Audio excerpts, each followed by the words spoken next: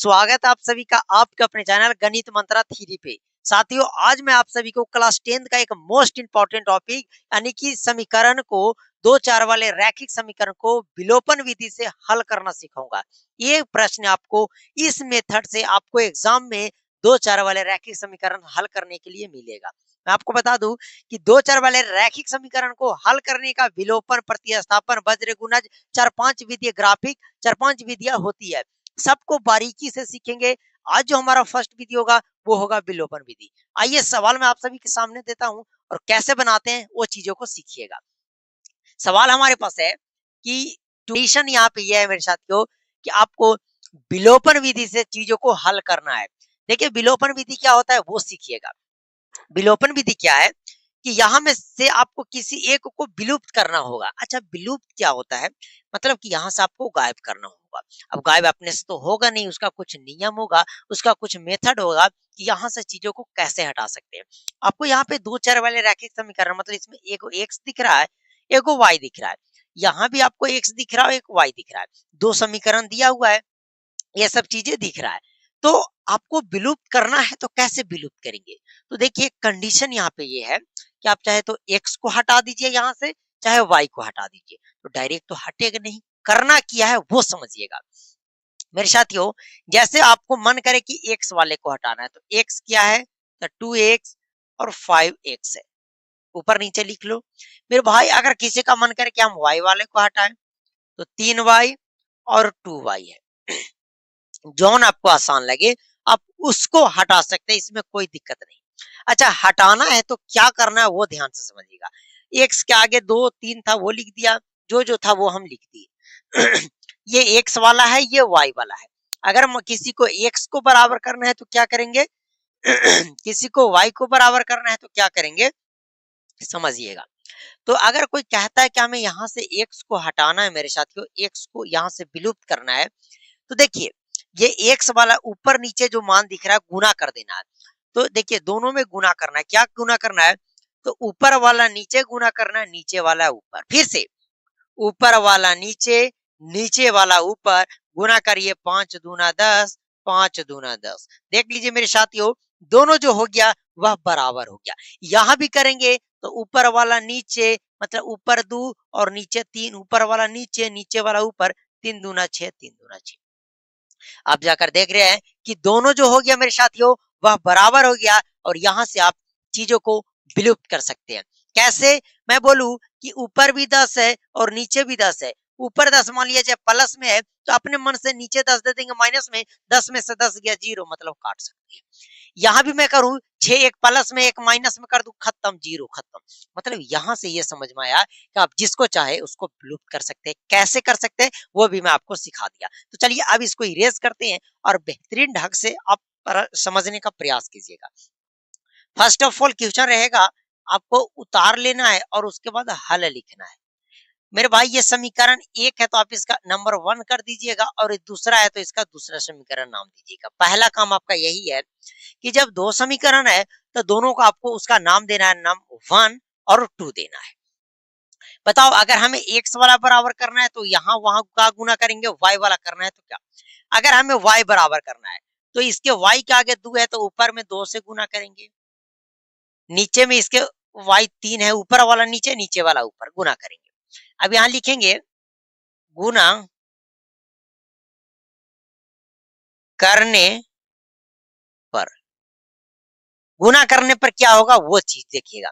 तो 2 से आपको सब में गुना करना है, 3 से भी आपको सब में गुना करना है। गुना कीजिए, 2 यहाँ रखेंगे तो 2 दूना 4x, 2 दूना 4x, प्लस है तो प्लस, 3 दूना 6y, 4 दूने का 8, समीकरण 3 मान लो। मेरे भाई 3 को सब इसमें गुना करेंगे, 5 तिया 15x, प्लस 3 को 2 से करेंगे 6y, 3 तिया 9, इसे समीकरण 4 मान लो। कोई दिक्कत?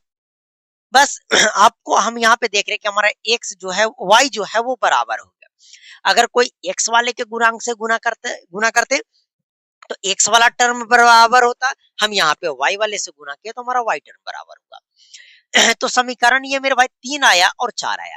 बस एक लाइन आपको खींच देनी है और देखिए जो जो नीचे देखना है कि जो प्लस में है उसको माइनस देना है, अगर कोई माइनस में है तो उसको प्लस देना है। मेरे भाई 15 एक्स प्लस में है, यहाँ माइनस देंगे, 6x भी प्लस में माइनस देंगे, 9 भी प्लस में माइनस देंगे। 6 से 6 आप उड़ा दीजिए। अभी मैं बताया कि एक 6y प्लस में है और एक 6y माइनस में है, खत्म होकर 0 बचेगा। अब बताओ मेरे भाई 4x ज्यादा है कि 15x ज्यादा है? बोलोगे 15x ज्यादा है। ये सब 10th में आप सभी को बहुत बेहतरीन तरीका से आता होगा। तो यहाँ घटेगा एक प्लस माइनस तो माइनस में आएगा, 15x में से 4x जाएगा, 11x बचेगा। बराबर कीजिए, ये भी 9 प्लस में है और 8 माइनस में, तो माइनस में आएगा, घटकर 1 बचेगा। देखिए माइनस से माइनस खत्म हो गया मेरे साथियों। x बराबर जो होगा वह 1/11 गुना में इधर आएगा तो भागा में। x का वैल्यू कह सकते हैं कि 1/का x आ गया, 1/का 11 आ गया। x का वैल्यू जो आया मेरे भाई वो 1/11 आया। कैसे आया 11? वो भी आप फिर से समझने का प्रयास कीजिएगा। जो भी चीजें दिए हुआ था आप चाहे x को बराबर कीजिए चाहे आप y को बराबर कीजिए। हमने y को बराबर करना चाहा तो y के ऊपर नीचे के जो गुणांक है उस सब में गुना करेंगे।